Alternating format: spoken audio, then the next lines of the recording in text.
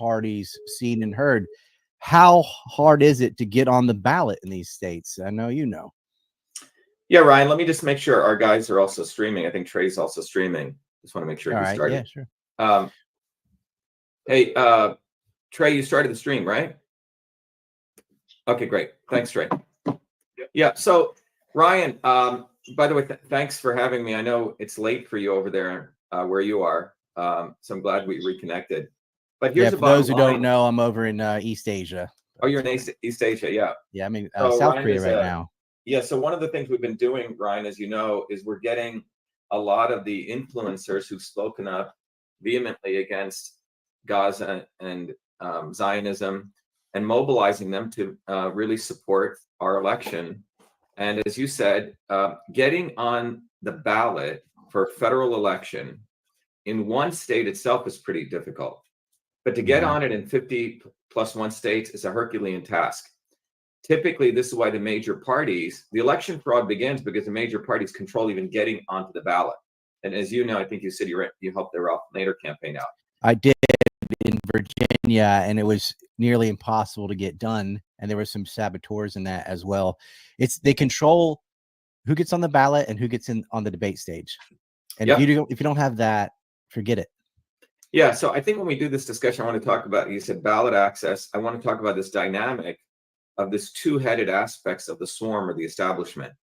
And then I think we should talk about why everyone out there listening should support our candidacy. At minimum, the victory here is to raise people's consciousness to say fuck you to Zionism. At minimum. Because you have 2 Zionist candidates, or 3, including fucking Joe Stein, another liberal Zionist. But to really illuminate everyone, to get on the ballot is where all the corruption occurs. And typically to get on the ballot, you have to be a major party candidate, or you have to create a quote unquote a third party, which is literally a wing of the other 2 parties because they're controlled opposition. I think in Massachusetts, you have to gather the Dragon Balls. Like, you can't get on the ballot in Massachusetts. Yeah. So Massachusetts is the toughest state to get on the ballot. So what is it? And by the way, it's not just me getting on the ballot. Remember, I'm sort of 1 step removed. In the United States system for the office of president, citizens, typically the idea was bottoms up citizens gather and they become the electors, and there's states of electors, and they have to get signatures for them. So in Massachusetts, there's 14 electors, for example. So 14 electors have to run around and say, hey, we like Dr.SHIVA. If you vote for us, we're going to vote for him on December 17th. There's no presidential election on November 5th. You're voting for the office of the electors who pledge their vote to me or to Trump or Harris. So in Massachusetts, these people have to get 20,000 signatures in order to get like 10,000 certified. They have to go stand out in the rain and the snow in front of shopping malls, collect, cops come, they kick them out. Then you have to fight with them to say it's their First Amendment right. And a lot of people don't know this. So right there, there's another corruption, right? They unleash the cops on third or independent candidates, say, oh, you can't collect signatures. You have to say, no, here's a Supreme Court Wasn't one ruling. of your collectors arrested? One of our collectors, outside of Walmart or something like that? Yes, one of our collectors, an electrician who works full-time. By the way, all of our collectors, Ryan, none of them were paid, all full-time working people. Booby fucking Kennedy, the Zionist scumbag who said that the Palestinians are the most pampered people, raised $20 million to pay collectors $10 a signature, right? To collect about 1.5 million. So we got these collectors to go out. So a guy called Nicholas Lupo in Kentucky was out in front of a Walmart collecting signatures. Cops came, and Trump supporters, and obviously there, red state, Thomas Massey's red state, Rand Paul's red state, supposedly place of free speech. And Nicholas said, wait a minute, here's a Supreme Court ruling. During an election campaign, I have the right to collect signatures. They said, no, you don't. Threw him in the cop car, took him to jail. Not only arrested him, but strip searched him, and then cavity searched him, completely demeaning. What? Huh? Why? Well, it's to demean him, like no third-party candidate runs here at all. And then they stole his money, Ryan, and he had to walk 2 hours in the middle of the night back to get his car. We sued them in federal court. They dropped all the charges, okay? We wrote to Thomas Massey and Rand Paul, right? The so-called libertarians. Zippo, silence. So bottom line is we've had to fight our own battles, and we recognize that as a truly independent candidate, none of these swarm creatures or people acting like they're in the freedom movement will ever come to support you because they're choosing one wing of Zionism or the other. But regardless, in Massachusetts, we had to collect signatures.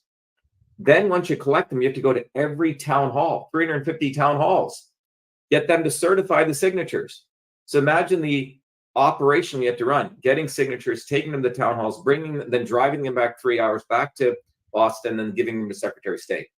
We did it with 10 days. That shows the strength of our movement, Ryan, how many people we had. In California, we needed to get 300,000 signatures to be listed, or you need to get 108 electors. Yesterday, we just found out we got the 108 electors so people can vote us in California as a write-in. We're on the ballot in nearly every state except 4. So if you go into the ballot and you don't see my name, you can write Dr.SHIVA, period.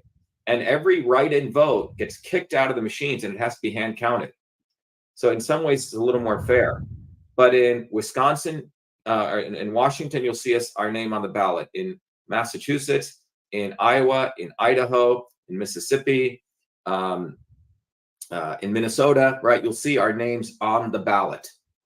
And so we got our names on the ballot, collecting hundreds of thousands of signatures in 13 states. Historic. Why is it historic? Because I'm a quote unquote naturalized US citizen.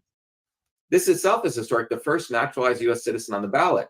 The argument the numbnuts make is, oh, you're not natural born, you can't be on the ballot. Well, it's not true.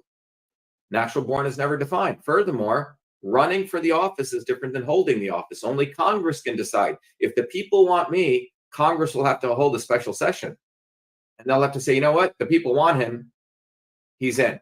And that's what the founders wanted, bloodless revolutions. We can have a discussion about that. But the bottom line is everyone in the United States, except 4 states, can vote for us. This was a huge Herculean effort, Ryan. We have built a national organization. People go see our videos. Who is supporting us? Everyday people. You know how much money we raised, Ryan? Only $50,000. That's it, maximum. $50,000. We've got on the ballot, there's a write-in listed in close to 46 states. And exposing the Constitution's flaw on the natural born provision. In New Jersey, after we got on the ballot, Kamala Harris's Democratic Party, we got on the ballot legitimately. We collected the thousands of signatures. They filed a lawsuit in federal court against me saying he can't be on the ballot. Who filed it was an Indian guy working for Kamala Harris. Well, by the way, we don't hire lawyers because they sell you out. We represent ourselves in court. We represented in court. Most judges are fucking stupid. Trust me, most judges are fucking stupid. Lawyers just look at you as their revenue. Right. Lawyers just look at you as their revenue, and judges are appointed by who pays them off money. Okay? These are all appointed positions. So we argued that, and the guy said, oh, you're natural born, therefore you cannot be on the ballot. You cannot run. It's absolutely not true. In New Jersey, Ryan, a guy called Roger Colero ran for president under the Socialist Workers Party and was put on the ballot twice. He wasn't even born in the United States. He was a Nicaraguan citizen. He never even got naturalized. Because the law is that anyone can run for the office. It's a First Amendment right. Congress can decide. Same thing happened with Trump and Trump versus Anderson. Colorado tried to throw him off the ballot, said you can't run for the office because you're the insurrectionist. Supreme Court swooped in and they said, no, that is for Congress to decide. You're a fucking state. States can only decide who gets on the ballot in state office. If the people want a guy on the ballot, he's on the ballot. So anyway, so first step, think about the organizational structure we've built on an anti-Zionist campaign, on a bold campaign, which said I'm the only fucking candidate who does not suck. Zionist campaign too. You're the only one. The only Zionist. Everybody else takes the knee, including Jill Stein. Yeah, Jill Stein is a cocksucker. Okay, so the Jewish Zionists are the snakes. Trump tells you I will suck Zionist cock all day long.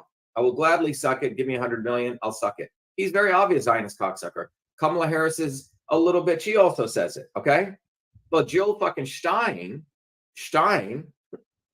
okay, is a serious Zionist cocksucker, and this is a dynamic, Ryan, to understand, to have the discussion what victory means.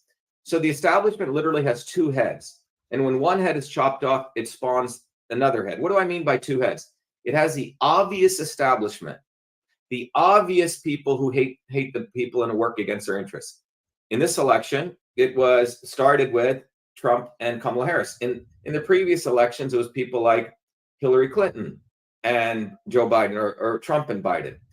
But the establishment always creates the controlled opposition version, who speaks and mimics words from real revolutionaries, bottoms up, like myself. They literally steal our words. In the beginning of the 2024 race, that was Booby fucking Kennedy. Booby fucking Kennedy was the establishment's not so obvious controlled opposition. But we hammered the fuck out of him. And people said, oh, why are you attacking Booby? He's for health. No, he isn't. He wanted forced vaccination for all Americans. Number one, he was for the lockdowns in March of 2020. And we had to expose this deliberately, right? We lost some followers. But eventually, when he came out and he said the Palestinian people are the most pampered people on the planet, he was all out for bombing Gaza. Then people woke up, okay? But it's taken us 4 years to expose that motherfucker. And then he ran that's with his kind tail of a good between sign, his... though, What's that? that's what did him in. There were a lot of people who wanted to support him because they thought he was like the anti-Fauci guy, and that's what the spin was, right? And they wanted to support him on a number of things, even like the war in Ukraine. But he was so bad on Gaza.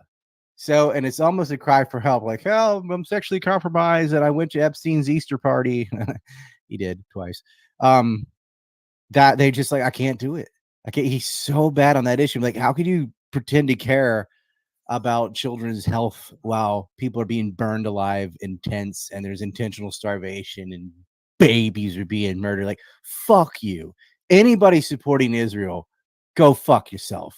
And that's the thing about this election. Like, especially if you don't live in a swing state, whoever's going to win is going to win. Doesn't matter. So why not give a big fuck you vote and just vote for Dr.SHIVA as a way of saying, I'm not voting for a Zionist? Yeah, and I think, Ryan, people need to understand one thing. I invite everyone to check my entire history since I was 4 years old, since I was 17. I've been a bottoms-up activist against all this shit. There's a picture of me on the steps of MIT burning the South African flag, because I don't know if you know, South Africa, apartheid regime in South Africa and Zionism were like this together. They built nuclear bombs together. And Nelson Mandela was a Zionist. You see that green map on my door? I made a film going over some of that. The only reason that South Africa didn't get nukes from Israel is because of the price.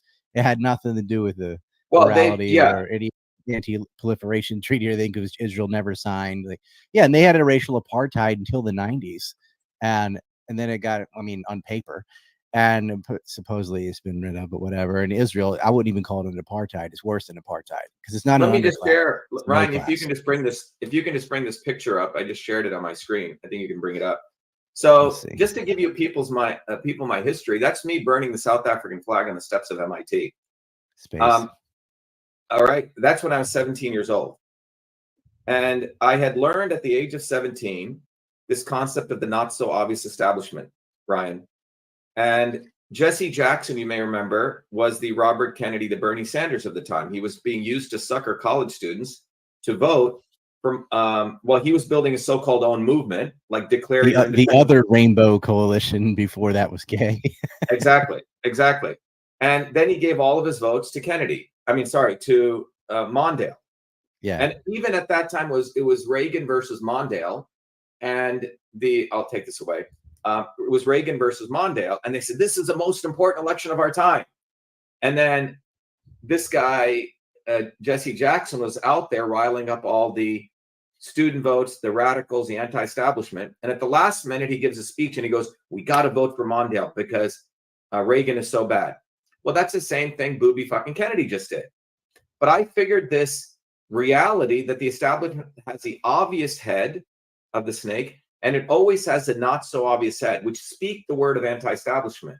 But at the last minute, they sucker people into the swarm. And that's what Booby fucking Kennedy was. So since we chopped his head off, they spawned Jill Stein now. You see how that works? It's literally like a salamander. That was kind of what Bernie Sanders was to take votes away from Ron Paul. Like, no, here's the anti-establishment guy. Like, what do you? He voted 93% the same as Hillary Clinton. What are you smoking? Right. Exactly. So everyone, I think, Ryan, needs to understand it's almost a systems physics of politics of how the swarm works. And by the way, everyone should watch Shatter the Swarm, the video, to understand how the few control the many. But this is an opportunity. The victory here, Ryan, is for people to understand the dynamics we're talking about, and for people to literally say fuck you to Zionism. Because the reality is, they're literally doing what we call in marketing A/B testing. Which fucking candidate can deceive the American people more? So Kamala Harris is one marketing vehicle, or Trump. And whoever can deceive the American people more, at the last minute, they'll flip the votes, and we know how that works on the machines. But everything you're seeing now is ballot access is a way they keep riffraffs like me out. But they failed. We made it on the ballot in multiple states, so this is dangerous. Then the second way they have it is they create the not so obvious establishment. Well, we fucked over Kennedy. Now they have Jill Stein trying to bring black people in, asking, dangling reparations for them. Okay?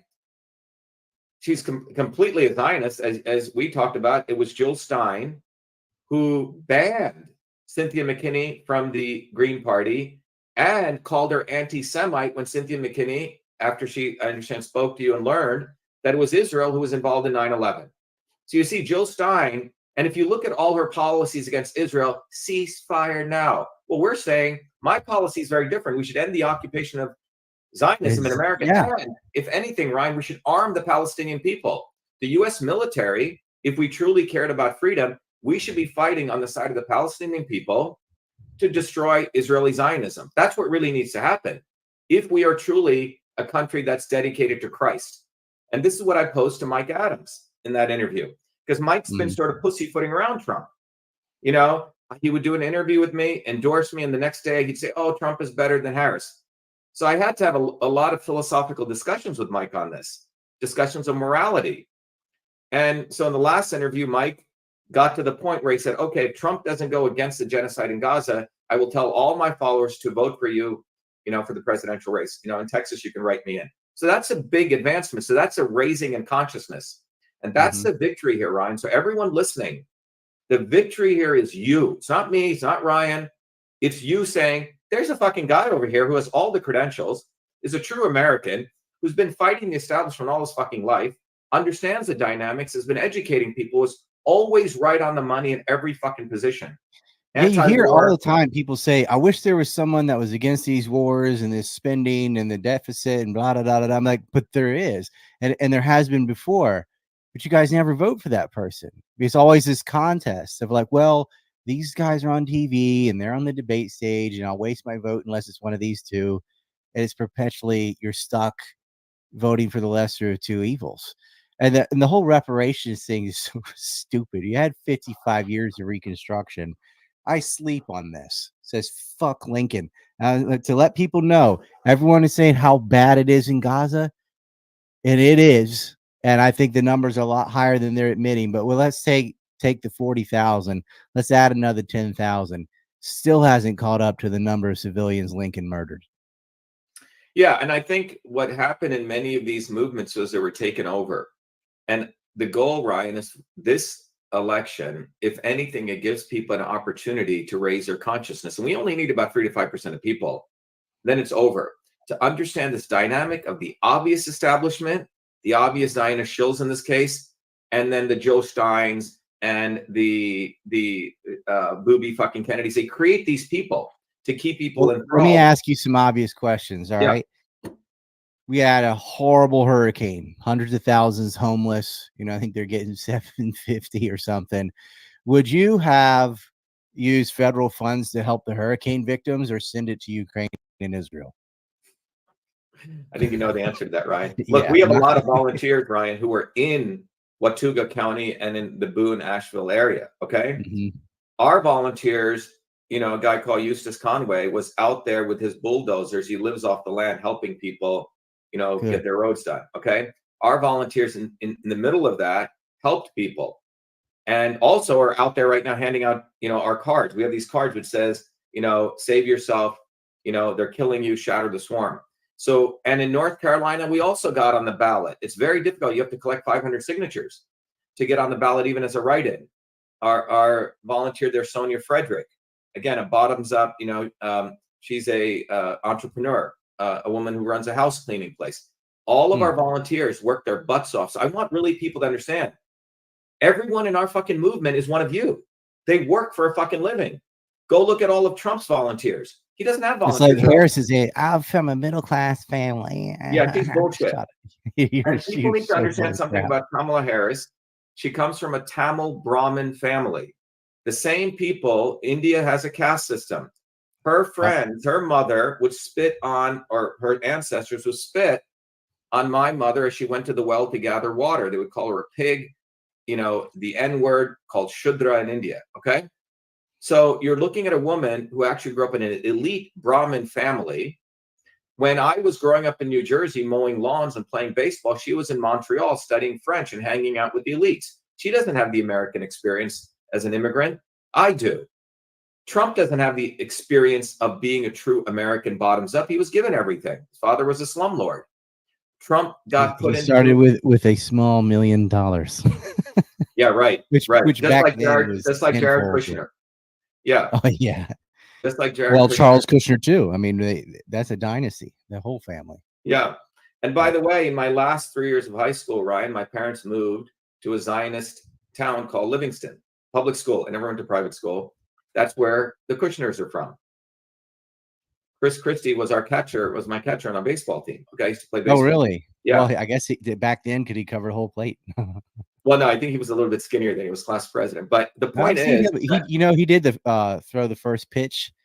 It was less pathetic than some people, but he went after the Kushners. Yes, and that's why Jared had a vendetta against Rich Gate. You remember that? I guess you're familiar with all this. Yeah, I'm sure. Yeah. Yeah, so people know what happened with the Kushners. Jared Kushner's father hired a prostitute to blackmail his own brother-in-law. Yeah, that's what Kushner is about. So everyone needs to understand these people are not your people. They fucking hate you.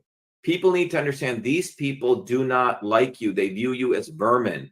They view, just the way they view Palestinians as vermin, they view you as vermin. You are just a vehicle to acquire land. So when you look at what's going on in, be it in Middle East or Ukraine, Brian, I don't think I've shared with you this analysis. The ultimate goal has always been Russia. Russia has $75 trillion worth of natural resources. The United States has 40 trillion, right? Iran has around 30 trillion.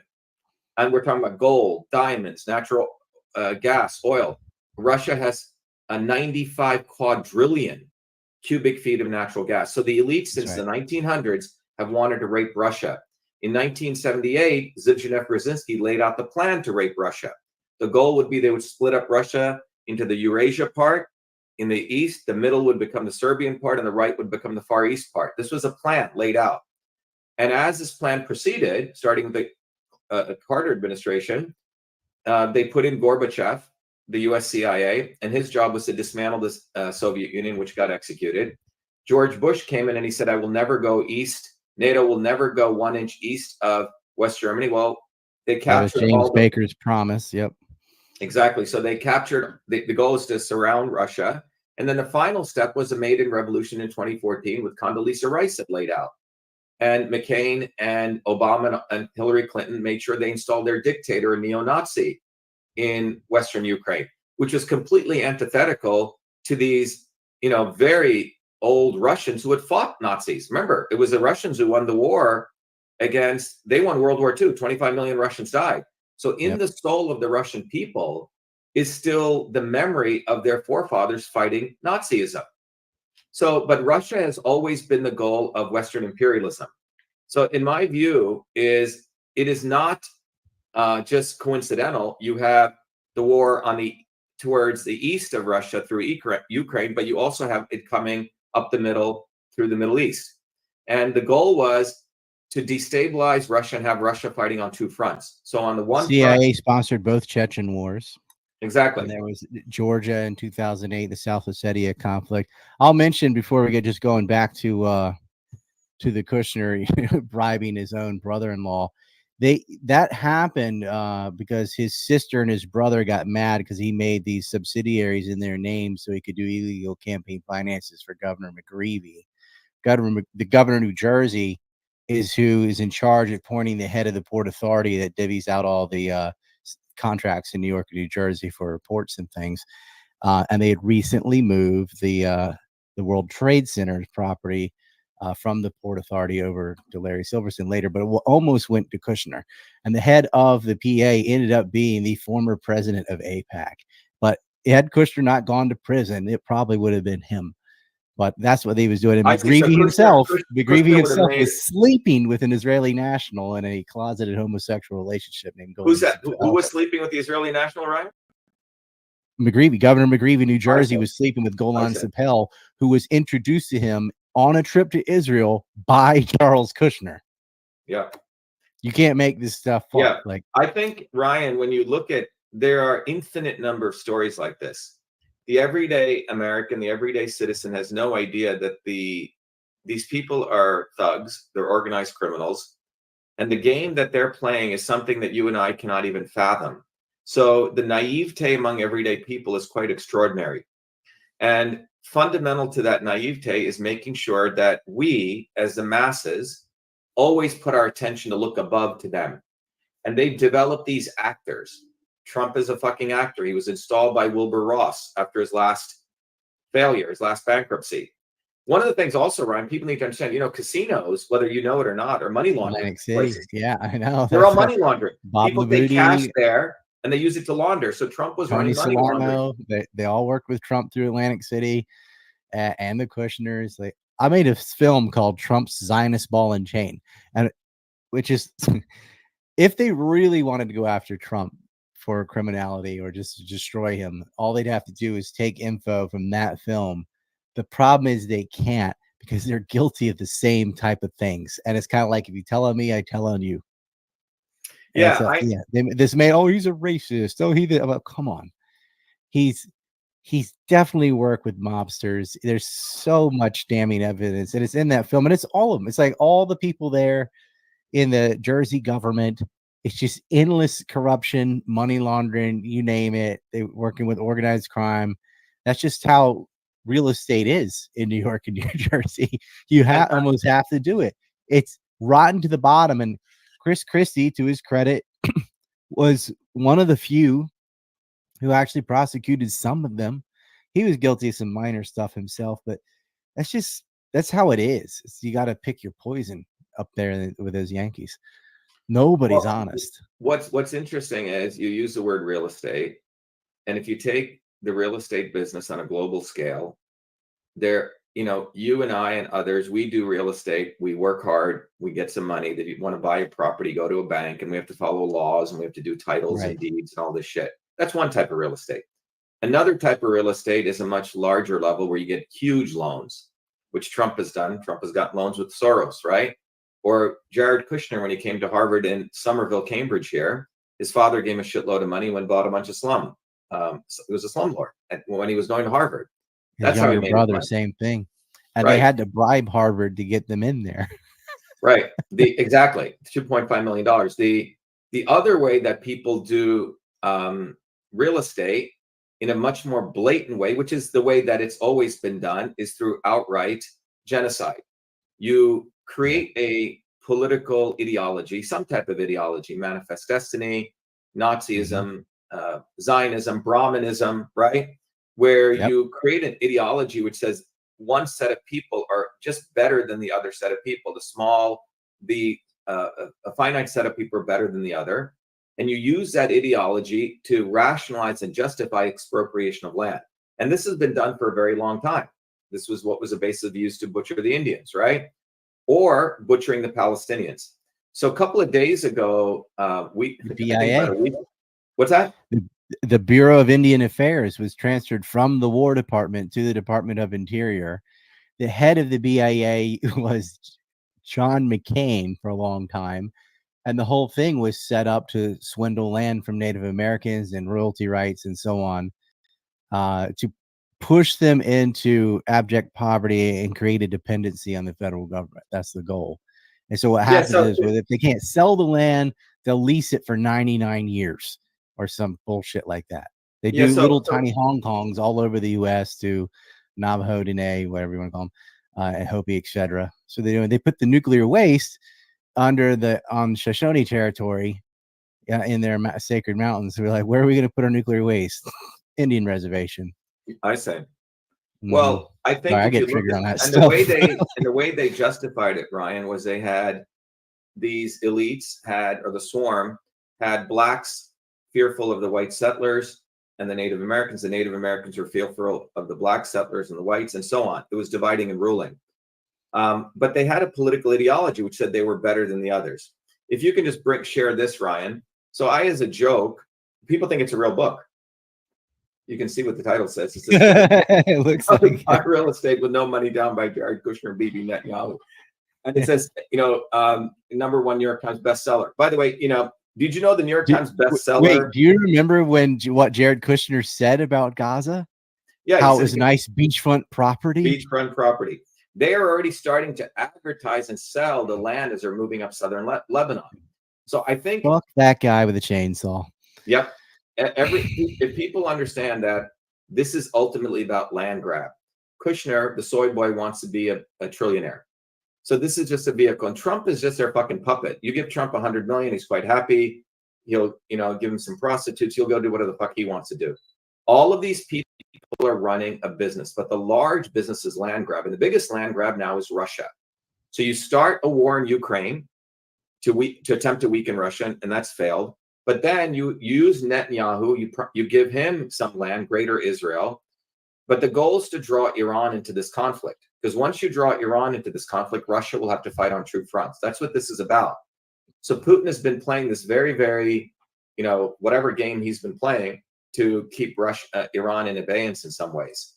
But the goal is to have... They sort of did this years ago by attacking Latakia in Syria, which forced Russia to get involved in Syria when they really couldn't afford it at the time. And they set up some bases there as a result of that.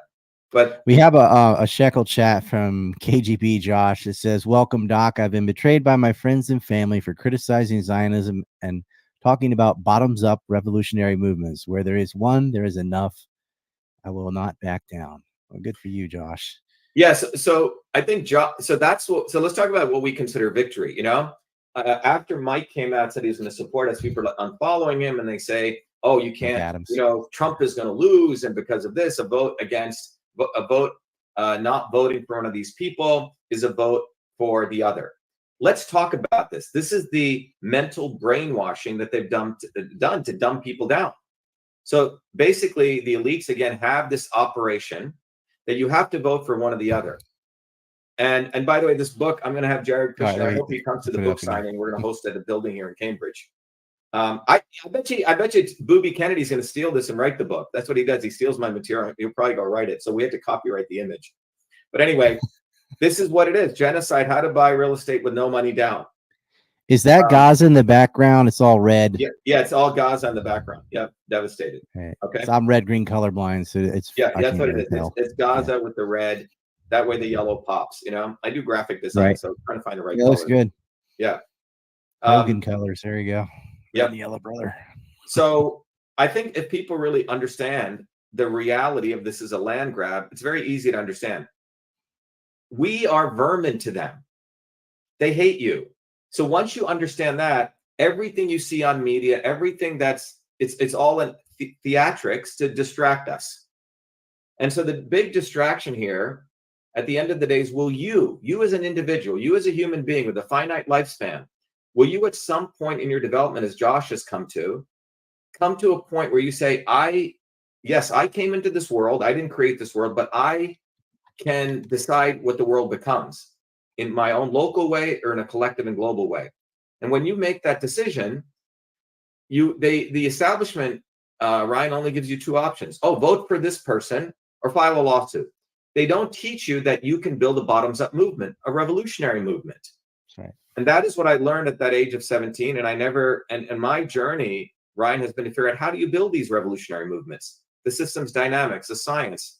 And that's what we've created with our movement for truth, freedom, and health. And it's manifest now in my running for president. But we have no illusions. We have no illusions. We know they cheat. They stole my election in 2020 for Senate. Totally stole it. But because I ran, Ryan, we exposed so much shit. We exposed the backdoor portal into Twitter. We exposed all the flipping of elections. We filed multiple lawsuits. We elevated people's consciousness. When we decided to run for president, we knew we would go through that same process. We told people, even if we win the election for president, they'll try to steal it. The real victory here is you. So our slogan on our cards that we hand out, it says save yourself. It doesn't say vote. It says vote, but it leads with save yourself. And save yourself means the victory here is you as a human being raising your consciousness to understand none of these fuckers is coming to save you.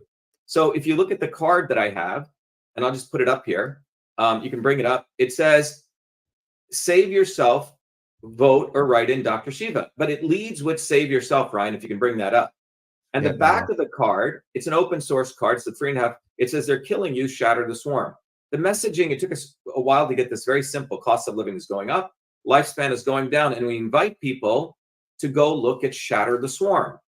If you scan that in, it goes to the site called shattertheswarm.com, and everyone with their family should watch this video. In about 10 minutes, right, 15 minutes, you learn how the few control the many. Now, that's the intention here. The intention here is to elevate people's consciousness to understand no one is coming to fucking save you. No one. And my running for president, to the extent which I'm fully qualified to hold the office, I have all the quote unquote credentials, 4 degrees from MIT, inventor, and you can brand me, and we do it without any PR company, okay? But people know not only the establishment skills I have, but I've been an activist. So, but the goal is you. The goal is, do you want to save yourself? And if you want to save yourself, well, you're just a different level too. Like I've heard on this show, we've talked philosophy and things, and it's just, you could use this presidential run as a vehicle, a didactic vehicle, I guess, to get people to raise their consciousness, raise their awareness, and more information. But it without even, like, we know how rigged it is, and we know what the chances are of winning. But as a didactic video or a vehicle, it's very, very good and very prudent in that sense. But, I interview a lot of people, a lot of analysts and things. You don't get people talking about systems theory. You don't really get people talking about solutions other than just vote harder. It's sad.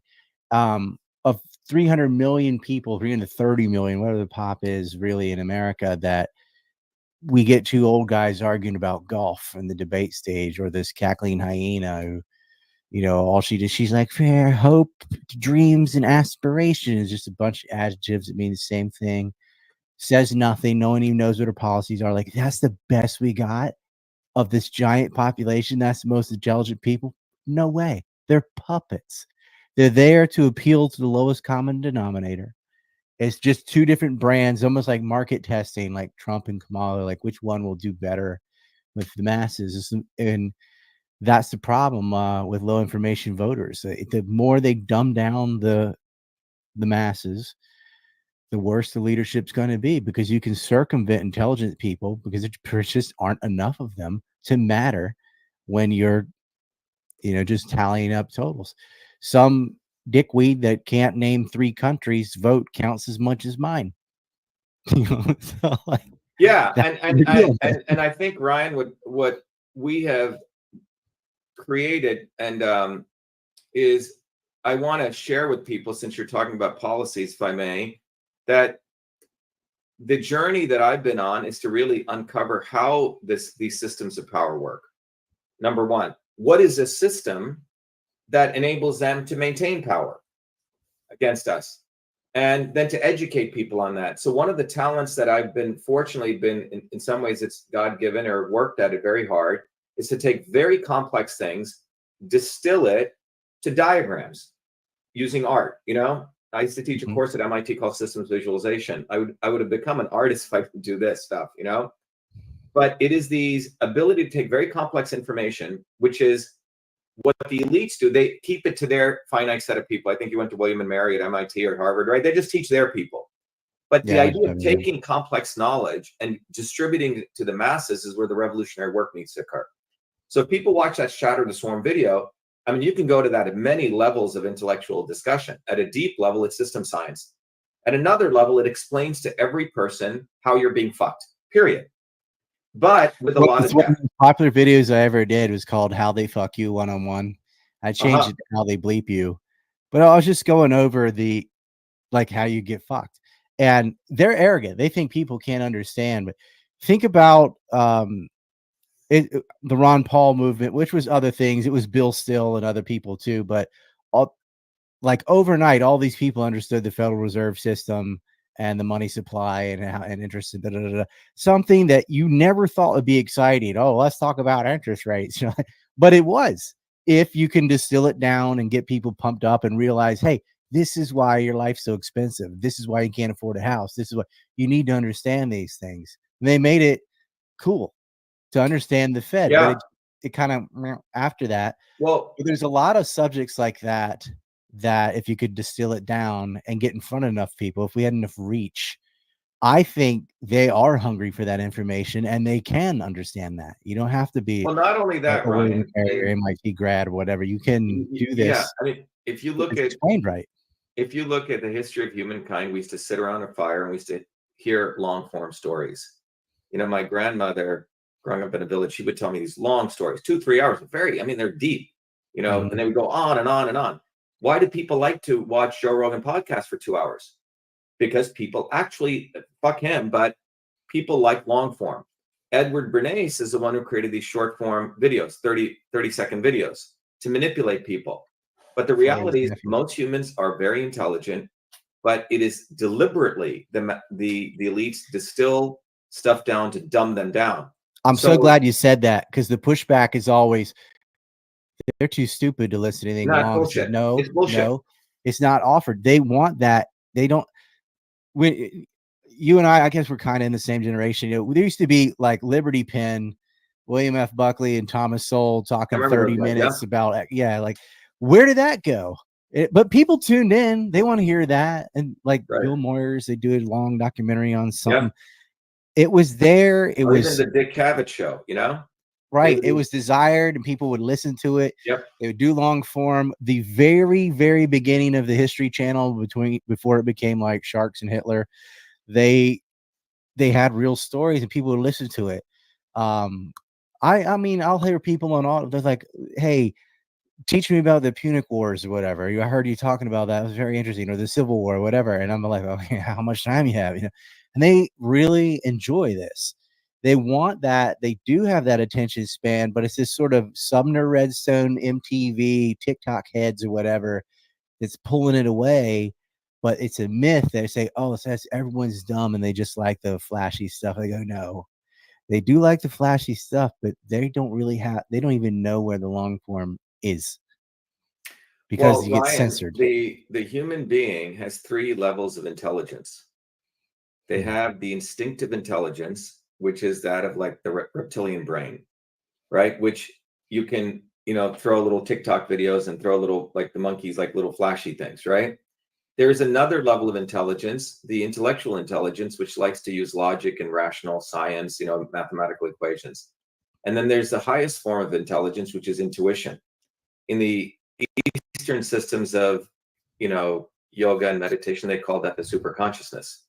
Now you can decide as a teacher or as a society which one that you want to focus on and elevate people. So those in power, the swarm, are operating on a much higher level of intelligence. They understand system science, but to the masses of people, they want to give them stupid shit, and they want to convince them that you want stupid shit, and then they educate a section of the intelligentsia, in very smart people who know graphic design and advertising and psychology, to create garbage advertising to keep people in that 30-second mode. But when I did that swarm video, if people go to Shatter the Swarm and they go through that, we've created a series of videos called Get Off the Plantation. All free, no charge, nothing. But you go through that, there's a climate change whiteboard. It really explains to you the systems of the climate change scam, which Jill Stein is behind, which is to put you on the carbon tax plantation. We teach people through, again, a nice set of drawings, how the healthcare system works and how to actually create the solution. These people called GPOs and PBMs. We teach people what the educational system's like, how the banking system works, and people love them. They have the most number of views in spite of the shadow banning. So our campaign, our movement, and I think the broad mass of people, the real victory here is, do you want to break from this bullshit? So when people say winning, you can't win, you have to slap them upside the head. You fucking idiot. What do you mean winning? Winning is not saying you're going to keep being in the state of a, reduced state of being a human being. You want to elevate yourself. So we're not really here to convince anyone, Ryan, because we know if we get that 3 to 5%, it's over. So everyone listening, I think as we talked about before, we want to encourage everyone to go vote or write in Dr. Shiva for various reasons. Number one, it shows that you have a certain moral integrity. You have raised your consciousness, that you recognize that winning has nothing to do with Trump or Kamala, because they're both going to make you suck Zionist cock. What's that? It's a red triangle. Oh, yeah. There you go. Okay. It's become my favorite shape all of a sudden. Yeah. So I think we have to define winning, Ryan. And I wanted to do that in this podcast with you, or in this video live with you, to educate people what is winning. Winning is not thinking that one guy who's going to fuck you over is going to do it a little bit less than the other person. You need to stop doing that, right? You need to say it doesn't fucking matter, because you're both going to get fucked anyway. And all those people who voted for Trump thinking he was going to be better than Hillary, he's the one who conducted the biggest war, the war on the American people. He saved Big Pharma. He locked the country down. He didn't do shit for Julian Assange. He didn't do shit for those January 6th. So all the illusions that you have are right in front of you. And now he's telling all his people are getting censored, and he didn't say a word until he got kicked off in YouTube. Exactly. And now he's recruited president. Yeah. And now he's recruited a South African apartheid fucking no inventor, Elon fucking Musk, who's talking free speech, but he completely destroys free reach. Okay. And he's his latest doofus that he's promoting, along with the monies from, using the monies from Sheldon Adelson's wife, Miriam Adelson. So, and he openly said that if you say shit against Jews, he's going to throw you in prison. Oh, so the MAGA people running out there, oh, Kamala's going to throw us in the gulag. Well, so he'll also throw you. The only way out of this is you save yourself, raise your consciousness. And by voting for Shiva for president, you're actually doing that. And it may be scary for a lot of people, Ryan. It's actually scary for people. Oh my God, I'm throwing away my vote. You got to get over that fear. It's really fear that they have. What you're doing is you're saying, I'm going off the plantation. And yes, it is lonely initially, because you're leaving the plantation of thinking. But once you leave that, the good news is we've created a global movement now. We have leaders in every state. Think about it, about moving the needle too. If one of them loses because they are such a Zionist cocksucker and they lose a swing stakes, a lot of people said, I can't in good conscience vote for someone that, is giving money to people burning babies alive. Pretty low bar to set, right? Then, yeah, you deserve to lose. I say, man, maybe I should have moved my positions a little bit if they're just trying to win and that's all they care about. It does move the needle some, but the bigger picture, long run, like, you're gonna have Harris or Trump. That's gonna happen. If you're looking for, a hero and a political solution with the way the media and all the things are, you're delusional. You really have to improve. You can fight that, and try to improve it. But we have how many days? It's not really going to change. It's one of those two. They're both Zionists. It is what it is. You can work on local and other things, but instead of fighting that political arena, like, we are never going to have social or political issues resolved until we deal with the problem of the press. That's one of the things. That's one of the meta issues. And you have to really raise your consciousness and take care of yourself. Do you know how to make money? Do you know how to this and that? And that's why I think there's so hell bent against these influencers that it's like, okay, vote whatever every 4 years, but most of your life isn't November 5th. You need to know how to take care of yourself. You need to have weapons against the matrix and stuff. And that's why they go after people who are in the press that do go against the normative crap. And so, like the Tate brothers, for example, or Julian Assange, who you brought up earlier, who they took 12 years of his life, 12 years of either in an embassy or in jail. They falsely accused him of rape, crap like that. These guys in Romania, they've taken millions of dollars from them. They put them in and out of jail and stuff. There's no evidence of what they've been accused of either. And that's the problem too. Like, people are, if they get their head pops up a little bit too hard, Dr. Ron Paul, they called him a racist on national television. Ron Paul, like the anti-collectivist. They said racist newsletters. They smear you. They defame you. Then they use legalese. They go after you, false accusations. That's the kind of crap. It's so, look, when Julian's out, though, And I think within a month or so, probably after the U.S. election, the Tate brothers will be exonerated too. You gotta support people with reach and alternative media too.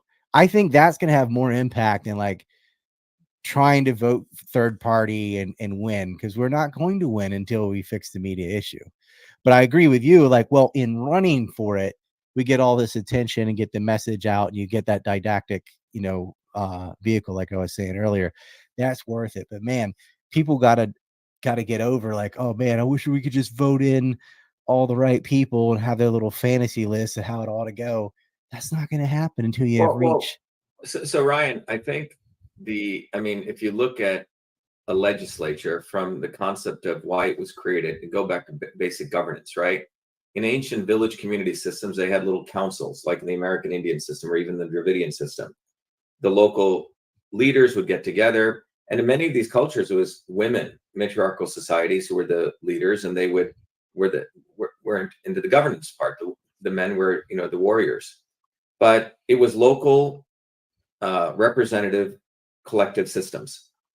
So but the leaders, some of them had benevolent kings, but the leader reflected the consciousness of the people, right? So the leaders reflect the consciousness of people. Your representatives reflect your consciousness. So people need to put a mirror up to their fucking face. Why the fuck do I have these kind of fucking morons there? And the leaders reflect the consciousness of the people. So when people, the old system, they'd base it on merit. So you would not have someone in charge of the everything. You would have chiefs, plural. And so the old guy that's seen the droughts and the floods and all the seasons and stuff, that person tackles agriculture. The person that's been fishing his whole life tells you where to go and when to fish and where he's in charge of that. The people that build houses build the houses. Same thing, like when you got on an airplane, you don't vote for the pilot. You want credentialism. You want someone that's practiced and knows how to fly and knows aerodynamics, all that. That's who flies the plane. When you're on a boat, there's a captain that all they do is nautical stuff. They know how to do boats, but you don't have that guy then tell you what to do on other things. There's specialists, and it's based on merit. I'm good at this because I've done it my whole thing. That's who should be in charge of that thing. But for the president, we just let every idiot vote for someone who's in charge of all foreign policy, all this economic. Like, what is going on?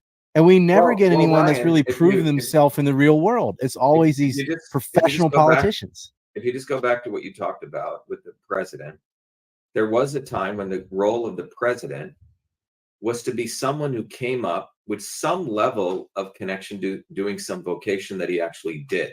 Right. Maybe he was an architect. Maybe I'm talking about he actually knew sine and cosine and how to draw. He actually did the work. Okay.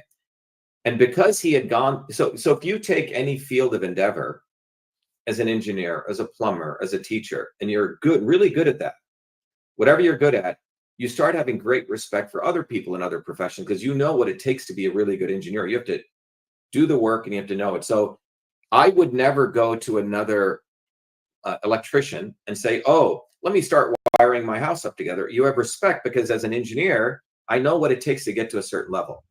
So when you have people who actually have a vocation and they've learned it, and that was the idea of the founders of the United States, to have that sensibility, then you go and appoint people. So when you're looking at your Secretary of State, you say, what, does that guy really, does he know history? What does he know? Right? You go through this process and you may not know it, but you have great respect for them. What's happened is the way you get a cabinet position now is how much money did you donate to the campaign? Yep. Wilbur Ross was Trump's Secretary of Commerce, or for Kamala Harris or Biden. So this can only happen. The fundamental change can only happen if you raise your consciousness. Let's repeat that again.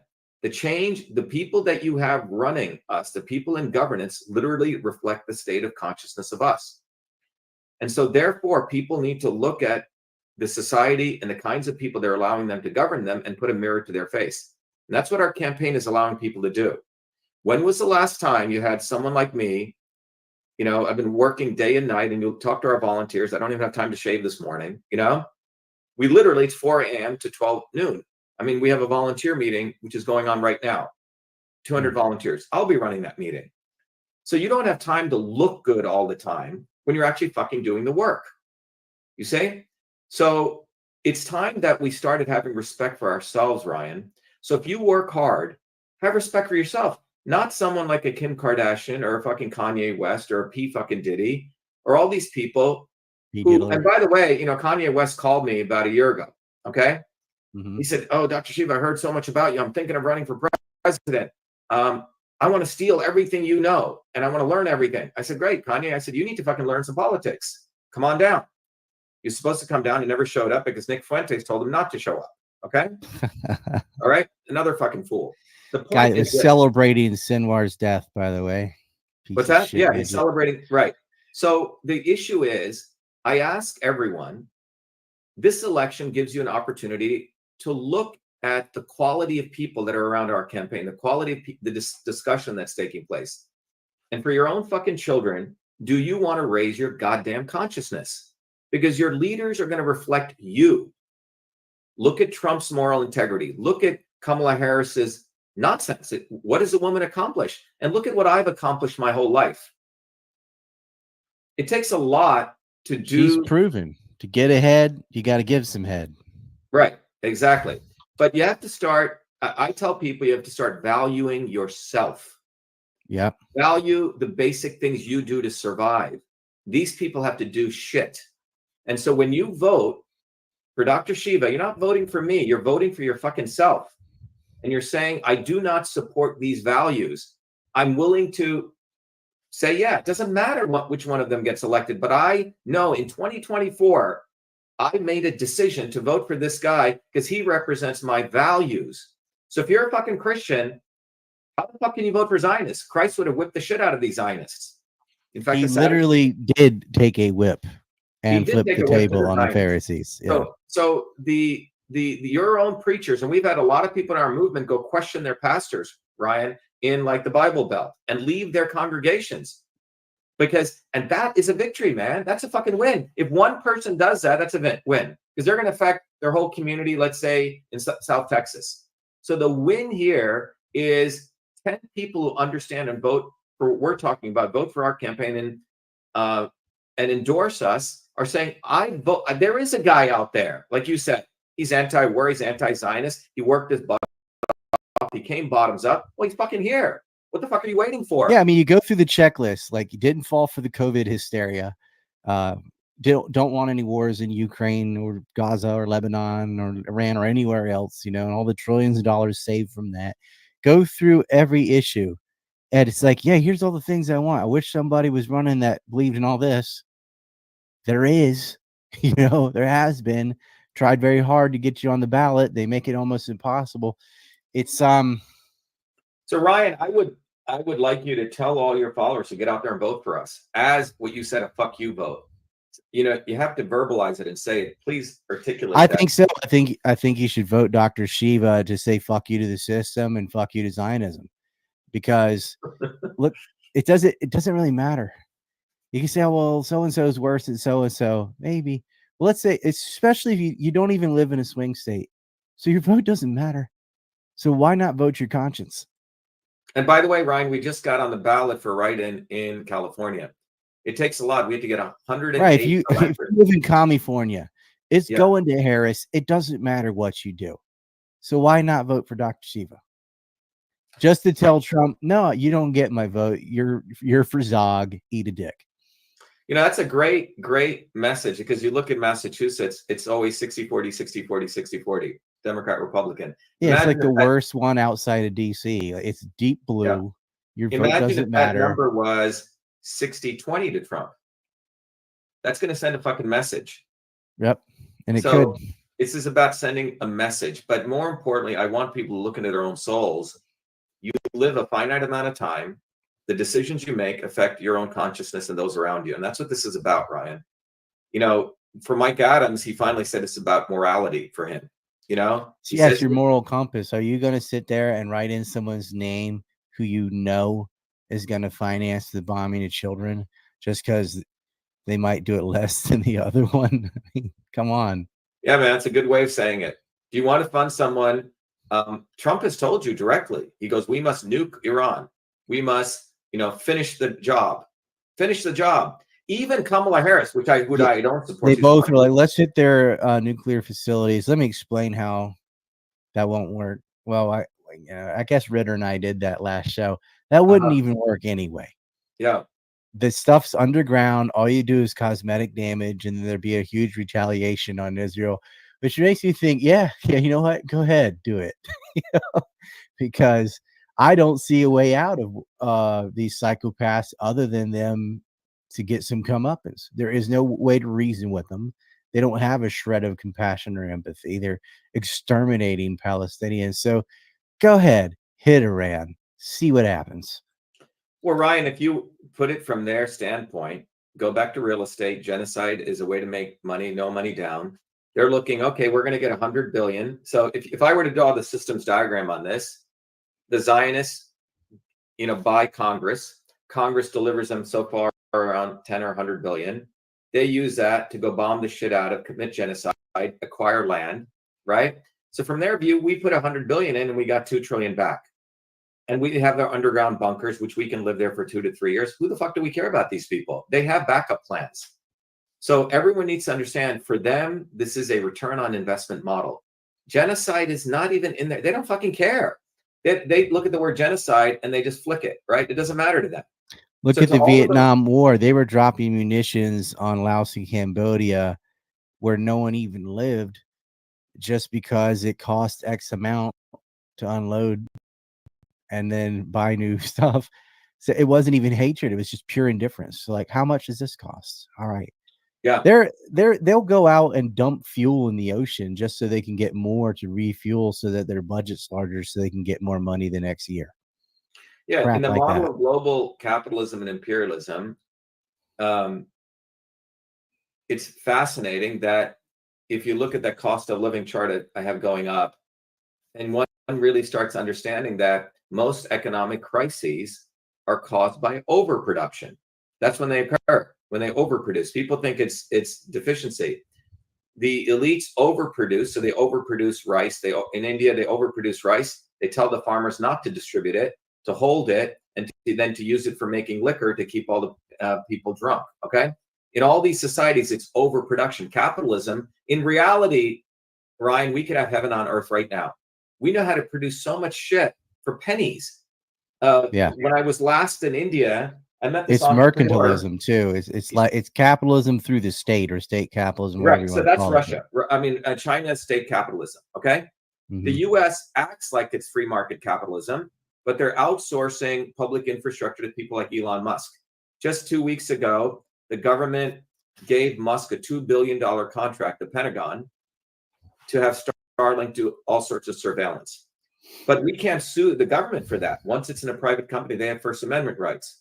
So China is at least very straightforward, right? We're authoritarian, we're state capitalist. The U.S. gives an illusion of there's a government and there's a capitalist here.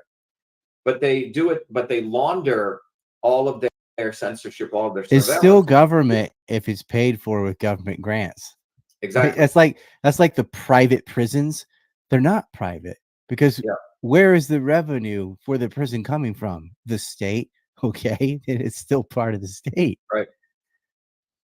So I would say, Ryan, is if on many issues, I don't know if you want to go over, I have to go to this meeting shortly in about 10 minutes, but we can continue it, follow up. But I think the bottom line is if you take any of these issues and you go down them, as you said, there's a checklist. Not only do I fulfill all those issues, but deeper than that, we want to raise people's consciousness to build, as this guy Josh wrote up, a bottoms-up movement.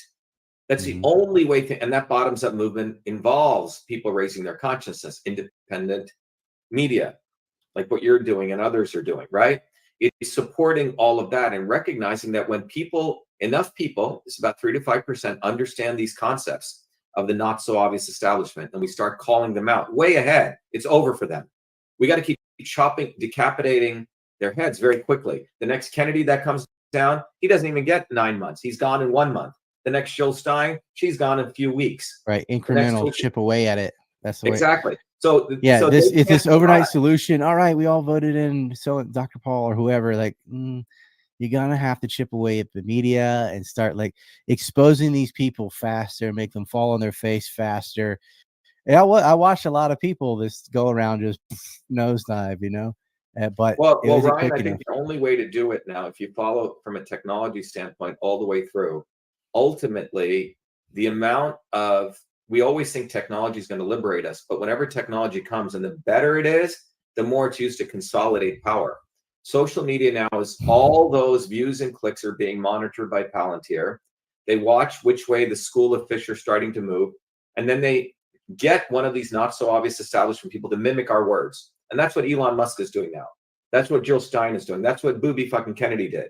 They used to come to our meetings, literally, Ryan, come to our Zoom meetings. The next day, Kennedy will take word for word the speech I delivered in our backroom meetings and make a video out of it. So you have to understand, they know that Zionist cocksucker hit. It just came out naturally. And the next day, you had people talking Zionist cocksucker. But here's the thing to all you people who talk about not sucking Zionist Hey, I was saying that before it was cool. Yeah, but my point is, Uptime says, "Oh, those this is people are saying that, Ryan, now and putting up pictures of dead babies. You should be fucking supporting our campaign, not without the illusion to support the building of a movement. It's one thing to just put up dead babies all day, and if you do, well, where is the anti-Zionist candidate? You know, who that? It can't just be people outside yelling at buildings. You got to start to organize, and I don't know, maybe win in local government or something and start gaining power. But we don't have a lot of anti-Zionists in the Congress, none in the presidency. But there's not governor, any anti-Zionist candidate, nothing, who is fully principled and who won't associate with any Zionist person. Okay, they come almost there and then they fuck you over. Okay, they take that money from them, right? So Aptom says, any chance you could sell the Stop Israel shirt? I can't walk around with fuck on my clothes. Shiva for king. I sell both. I have end all aid to Israel. I have fuck Israel like I'm wearing today. And let's see. And boycott Israel. So if you can get end all aid or boycott, we have those. If you want the red triangle shirt. Yeah, I made the fuck Israel because I know it's like very abrasive and you're walking around with a cuss word, but I don't care. Fuck them, man. I can't. How many dead children do you have to see where you just cross that line and are like, okay, I'm just going to wear fuck Israel on my chest. That's why I do it, but I get it. We have all versions if that's what you want. This Ryan, as we close, I want to let people know, to the extent that I go off on these people and you go off on these people, we actually have real solutions too. Okay, it's very important for people to understand. You have to viciously expose these people, and that's a it's a dirty job, but it's got to get done. But the other part of this is actual solutions. People may know that where our food comes from, the actual source and how it's sourced and how it ends up on your table is very important to your actual health. When we say Truth, Fruit, and Health, our movement.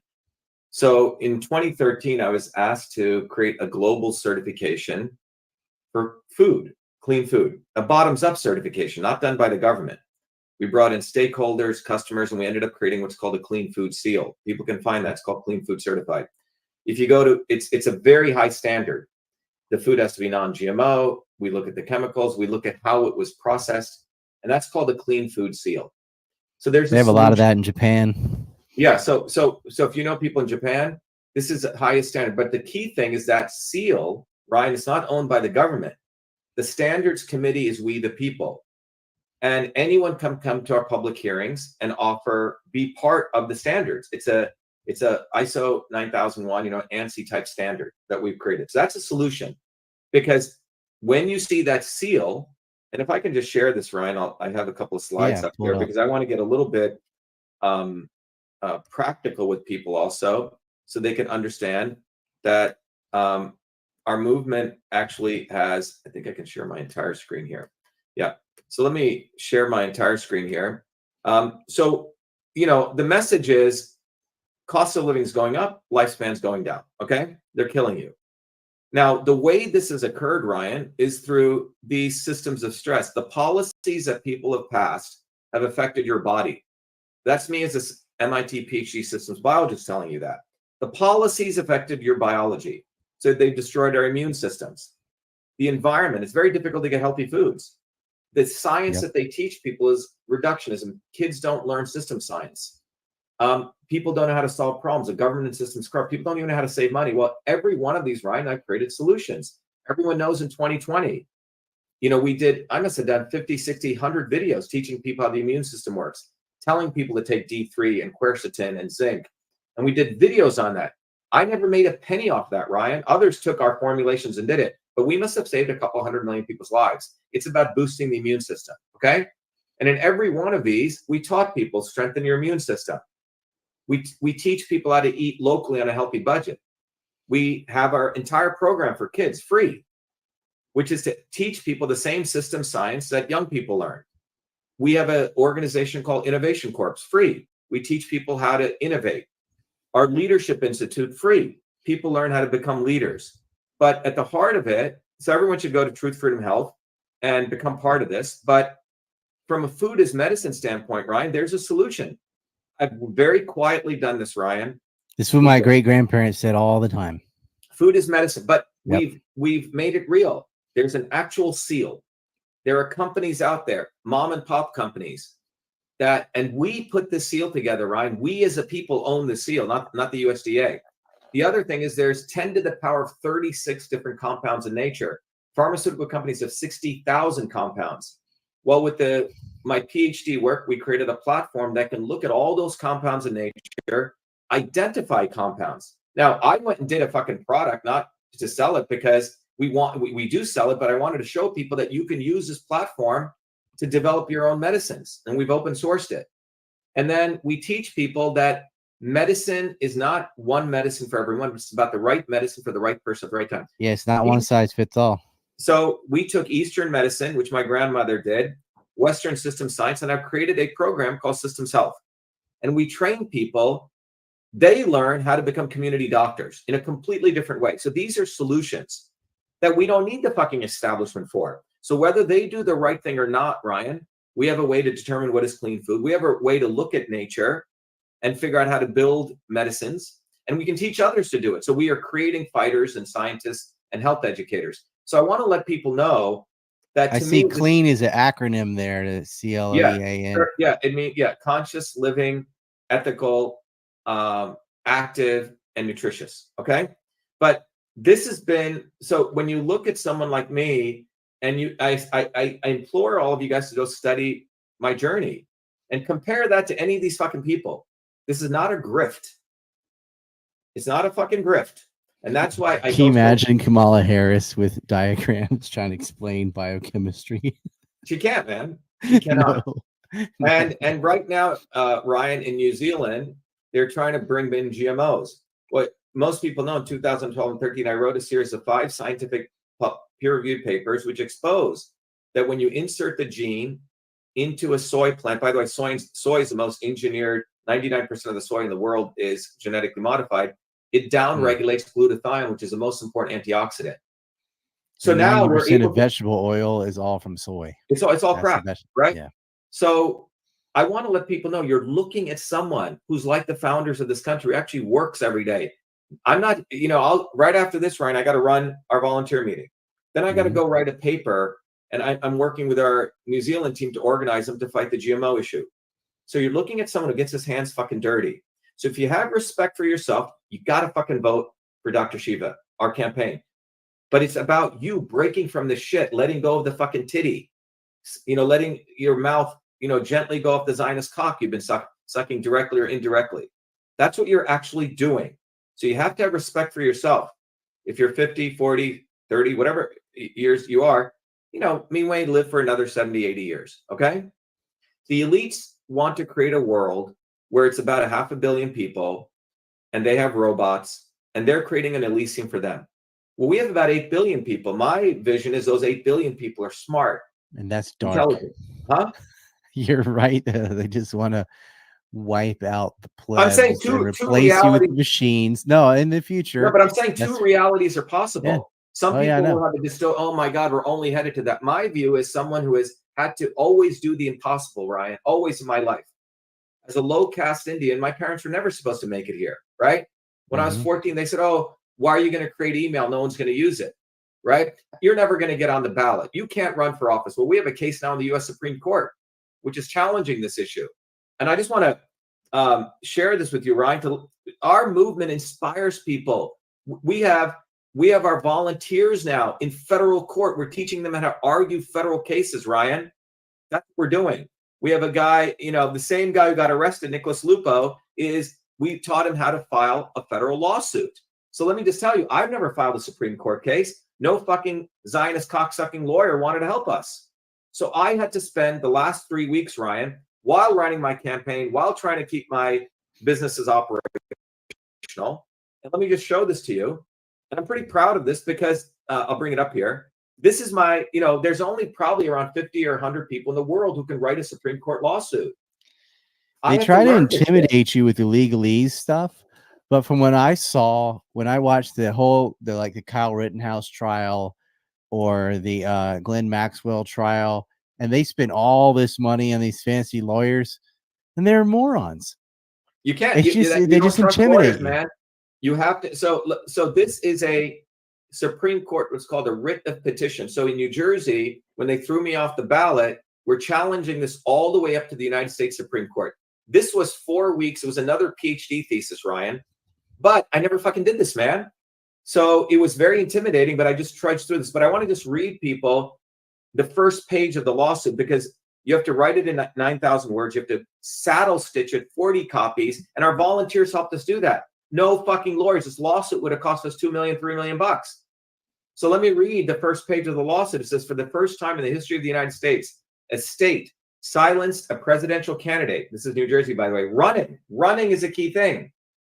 Running for the office of president, whose message spoke to the inequity of the natural born clause, natural born qualification, a requirement for holding the office of president that flouts, that means attacks equal protection to make second-class citizens of 25 million Americans. The New Jersey Secretary of State, by the way, they got a call from Kamala Harris to do that, prematurely adjudicated and enforced the qualification to remove Dr. Shiva from the ballot, though he met every statutory requirement. What does that mean? Our electors got on the state. They met every requirement. Holding the office is where natural born comes in, and only Congress can decide that. The Supreme Court of New Jersey, by denying his motion for emergent review, condoned the state's gross violation of his First and 14th Amendment rights and held states possess authority. States don't have any fucking authority over federal officers, okay?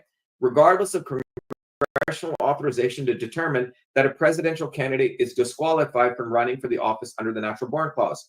Ironically, the effort to remove Dr. Shiva from the ballot was initiated by the New Jersey Democratic State Committee, whose candidate, Kamala Harris, benefits immensely from the same equal protection. It's the 14th Amendment and the 19th Amendment that allow Kamala Harris to even run for president, which she denied to me. And then we end by saying now a chaotic state-by-state patchwork. What do we mean by that? Well, in some states, I'm on the ballot listed. In other states, I'm not listed. So that's where we're going right in. That's what the founders did not want at the federal level. Now exists with some states keeping him on the ballot and others disqualifying him. The questions presented here. So in the Supreme Court, it's very difficult. I mean, the fact that we got the writ in is historic. So the chance that the Supreme Court will accept this lawsuit is 1%, 1 out of 100. So the questions we're presenting is not the state's premature adjudication of qualifications of president unconstitutional? The reality is, Ryan, an insurrectionist can run for president, which is what they said Trump was, okay? The issue is Congress will decide after he gets elected. The strength of this argument is what you said there. Like, natural born is not determined by a state committee for a party, but by the Congress. Exactly. And so and natural they born can't just declare that. I mean, maybe the Congress will end up saying that anyway, but that's who gets to do it.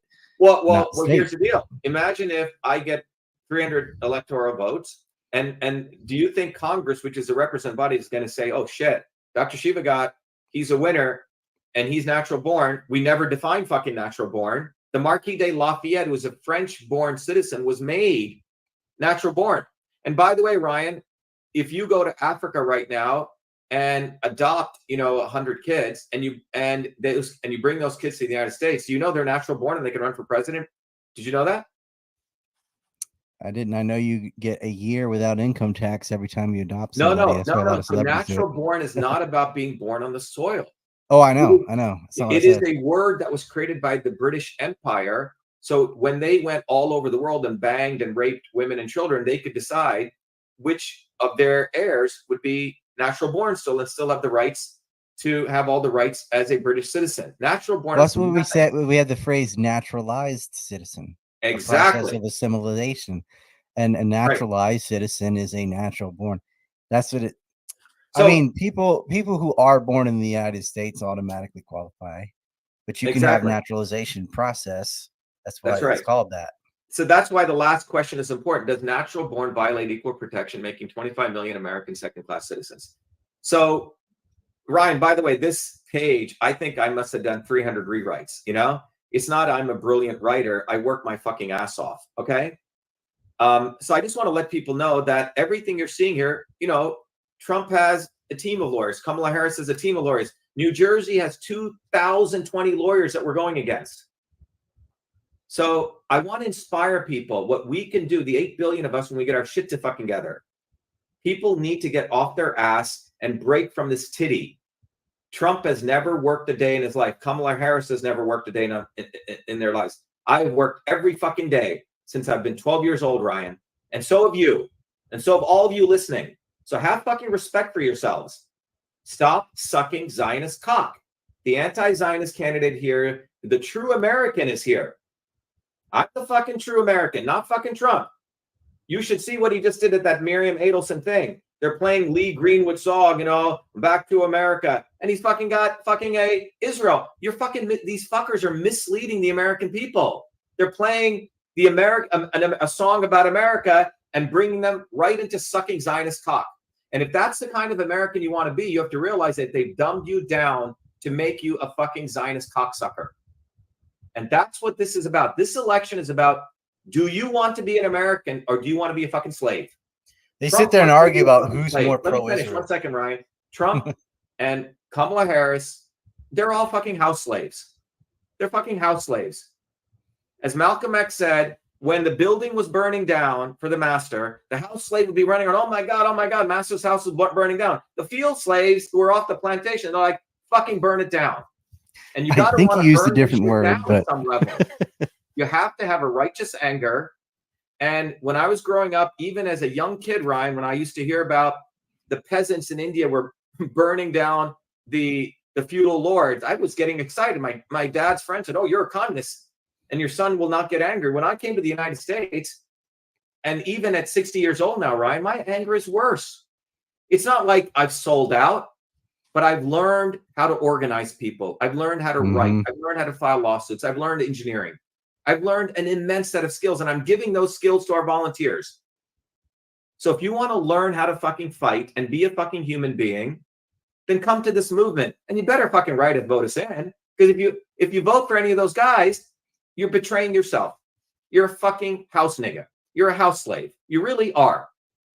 And if that's what you want to be, black, white, house slave, yellow, fucking go be it. But don't come to our fucking movement. Don't fucking vote for me.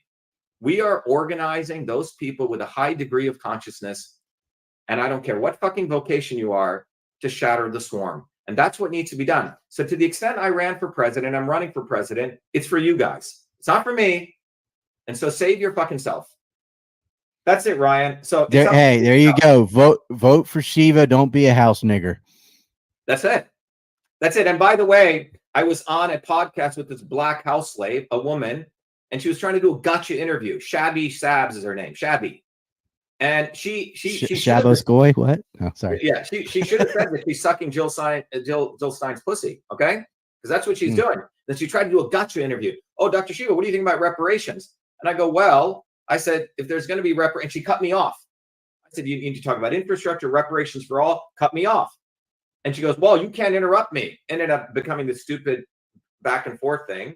And I said, you could throw me off your show. I don't give a fuck. I said, I don't need to be on your plantation. So we left. Luckily, if you ask me a question and I start to answer and then you cut me off and then I cut you back off, I'm not interrupting you. Not only that, right? She said, to answer it yourself. She goes, you may know science, but I know reparations. Like, fuck you, you idiot.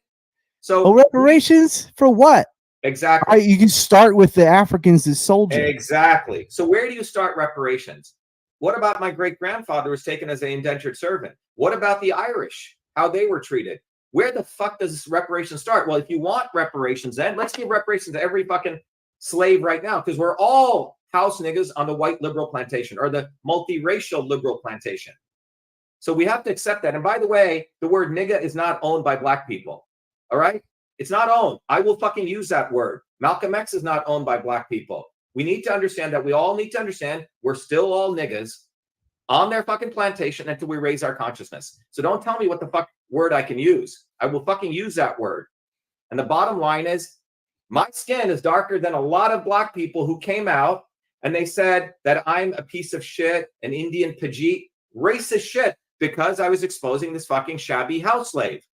And so you have a lot of black house slaves who are sucking Jill Stein's cock right now because Jill Stein is dangling reparations in front of them. So if you're one of those fucking people, go read Malcolm X again. Malcolm X talked about how the American Negro is used as a football, and the white liberals are the ones who really abuse you. The wolf and the fox. Exactly. Yeah. And I, in the way, and people are like, oh, don't teach Malcolm to us. You just learned about him. No, he had some views in Israel.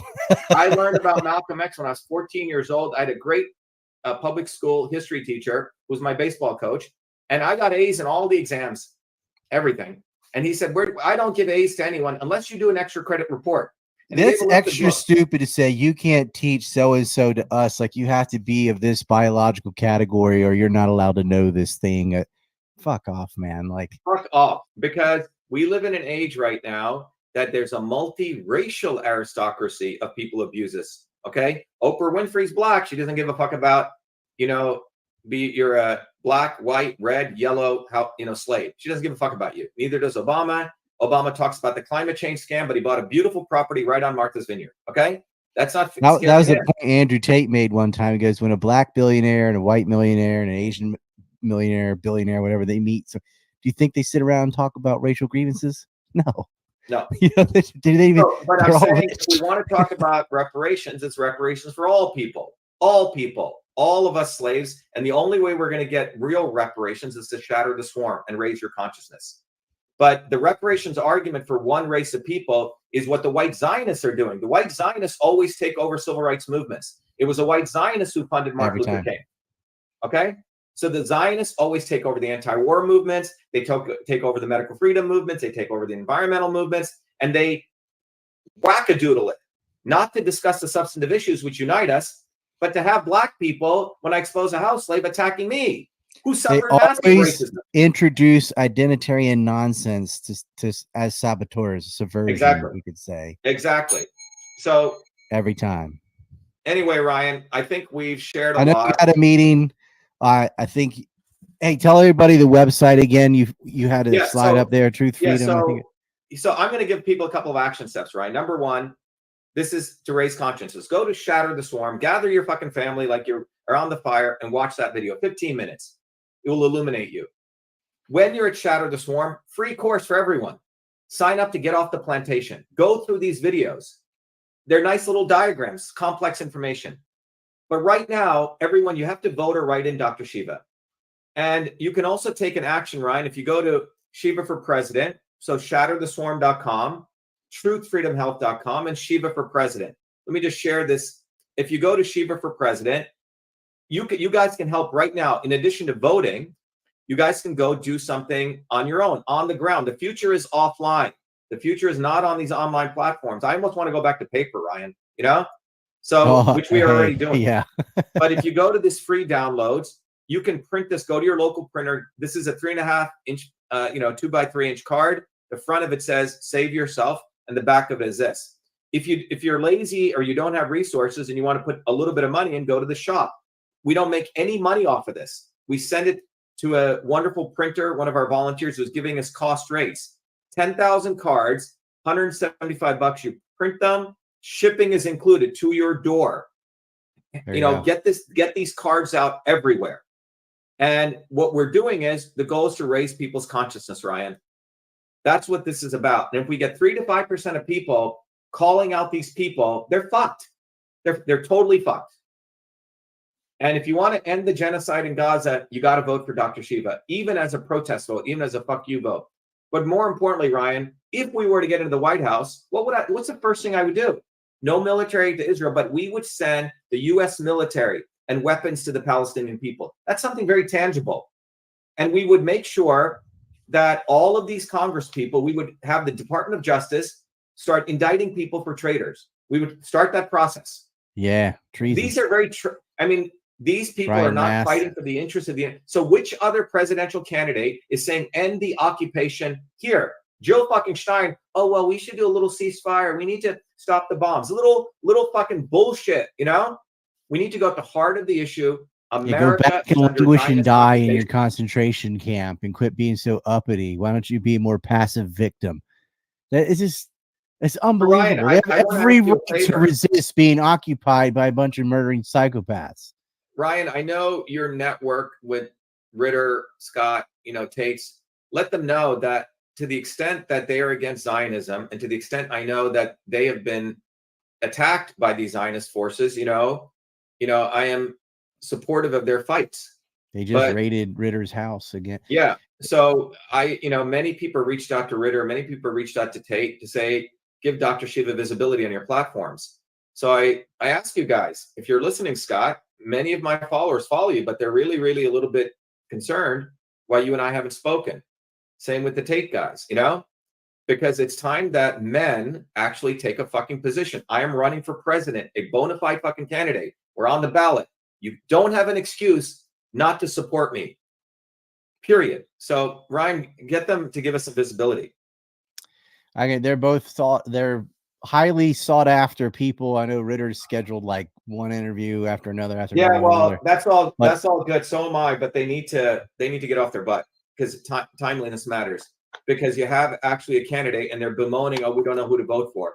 Well, like you said, they need to make a decision. Otherwise, it's hard for us to take them that seriously. But anyway, we're giving him a shot. Yeah, well, they may. It's hard for me to get them too, but like, I know. But I think, yeah, why not try and get it? The more reach, the better. Yeah. And I'm so happy, even if they all did their own thing, if I never interviewed them again or whatever, it's still, we need more people out there speaking truth to power, because they defamed Scott Ritter, and they've defamed both the Tate brothers too with utter bullshit. And I'm constantly having to go, no, that ain't what happened. This is what happened. Well, they do that too. They try and ruin your reputation. Well, at least, Ryan, those forces need to at least have a united coalition. Okay, at minimum, if we're doing this. Yeah, so, it's more organization, Ryan. The better. Hey, get you a meeting. Thanks for your time. I'll have you back on. Okay, be well, Ryan. Best to you and your family. Zionism. And I know it's getting late. Okay, best to everybody you. Go watch Shatter to Swarm. It's like 10-15 minutes. Gather around the fire. That was Dr. Shiva. I'm going to have a solo on. Who would have ever thought I'd be running for president of the United States of America? I was born a low-caste untouchable in India's caste system, a system of aristocracy, oppression, and racism. My name is Dr. Shiva Ayyadurai. I'm an MIT PhD, a Fulbright scholar, a scientist, engineer, entrepreneur, and inventor. My family and I left India to come to America on my 7th birthday. I grew up in the working-class neighborhoods of New Jersey, playing baseball, mowing lawns, painting houses, and coding software. My friends and neighbors are blacks, Italians, Irish, people of all races. As a 14-year-old, I wrote 50,000 lines of software code to create the world's first email system, and was awarded the first U.S. copyright for email, recognizing me as its official inventor at a time when copyright was the only way to protect software inventions. I did that long before I ever came to MIT, revealing that big innovations can occur anytime, any place, by anybody. Growing up, I saw politicians dividing us by race and religion in both America and India, to have us fighting each other while they remained safe in their gated communities and in their playgrounds of Hollywood, Martha's Vineyard, and Silicon Valley. I'm a fighter. I fought racism and exposed their imperialist wars, fought for workers, and put my life on the line against global corruption. I never wanted to run for political office. All that changed when I saw working Americans as never before being duped by the establishment, and the not-so-obvious establishment. Across left and right, we were being sold out and made to forget why we came to America and why America existed. Lawyers, academics, billionaires, celebrities, and politicians, elites, Clintons, Kennedys, Bidens, Obamas, Bushes, Black and white have hijacked America. They printed trillions for their friends. They delivered crumbling infrastructure, corruption, and racism. They've transferred trillions to themselves, dividing black and white, fear-mongering, and fake science. Lockdowns and censorship, dirty air, food, and water, pushing drugs upon us, making us sicker. We've been sold out. One set of rules for them and another for us. We deserve a warrior with a history of courage in putting everything on the line for you, who believes in you, not them, who has created a movement bottoms up for truth, freedom, health. I've exposed their lies at the right time, never waiting until it was popular. I've exposed their false gods who exist to lead you back to them. I've exposed their fake science of lockdowns and masking and provided you solutions to fight them and win and protect your immune system, saving millions. I exposed Fauci, galvanized the Fire Fauci campaign when others remained silent. When they stole our election, we sued the government and Twitter in our historic 2020 federal lawsuit, exposing in bare view the government and big tech censorship infrastructure, the unholy alliance between government and social media companies. Where was Elon and his grifters? They stood by the sidelines and did nothing. They did not use their megaphones to help us when it could have made a big difference. Now our movement grows for truth, freedom, health, independent of all of them. Every day, millions are learning the science of systems, the knowledge the elites do not want you to have, so you may learn how to think, stand up, and fight, independent of the establishment of left and right and their fake heroes. Now it's time for you to join the movement, to win back America, to win back truth, win back freedom, win back your health. That's why I'm running for President of the United States. This race is about you. This race is about truth, freedom, health versus power, profit, control. We've had enough. They think we'll fall in line and vote again for their lawyers, celebrities, billionaires, and chosen ones from above. We choose our heroes from below, from the rank and file, who do what is right at the right time, not when it's convenient and popular. They can never represent us. What America needs is a movement by the working people, for the working people, who are educated, organized, decentralized, and fight for independence from their systems of control. And that movement exists. It's ready for you. We don't need them. We need us to go bottoms up, neighbor to neighbor. My journey, your journey are all the same. It's our time. It's time we had one of us. It's time to win back truth, freedom, health, to win back America. Be part of this historic movement, all the way to our victory on November 5th, 2024. If you're an American citizen, pledge your vote now for Dr. Shiva Ayyadurai, the independent candidate for U.S. President. No matter where you live, you can be a part of this. Volunteer as little as 20 minutes a day. Don't delay. This is Dr. Shiva Ayyadurai, and I approve this message, paid for by Dr. Shiva for President.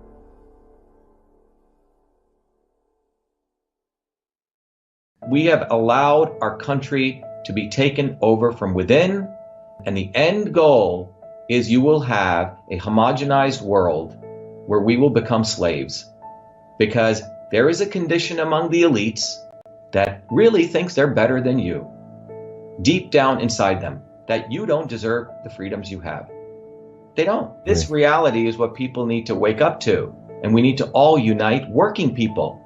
There's only one movement that can do that, and that is the movement that we started creating here in Massachusetts, the movement for truth, freedom, and health. Look, I've been a student of politics since I was a 4-year-old kid, studying revolutionary movements, left wing, right wing. There's a physics, there's a nuclear science to destroying the establishment. To build a bridge, you need to understand Newton's equation. You need to understand the laws of gravity. You need to understand Poisson's ratio. There is a way to build a revolution. And that's why I put this together. My goal is to train an army of truth, freedom, and health leaders. We don't need followers like social media. We need leaders, but they need training because the educational system does not teach them history, nothing. So in 3 hours, that's what I've started doing. That's the solution. We got to train people. First, with understanding what a system is, the dynamics of all systems that affect nature. The second is understanding the interconnection between truth, freedom, and health. Freedom is the ability to move freely, communicate freely, talk freely. Without freedom, you cannot convert ideas, hypothesis into truth, which is science. And without freedom, you can't really get to truth. And without truth, you make up fake problems and fake solutions, which means you destroy our health. And without health, which is the infrastructure of us and our body, you can't fight for freedom. Truth, freedom, health. Third concept is it has to be bottoms up. Working people, people who work uniting. And what the right wing has done is whenever you say working people unite, that must be communist. Meanwhile, they've let the Democrats run unions, which suppress workers, completely corrupt. But when you look at the arc of American history, it's been when working people came up. We need to go local.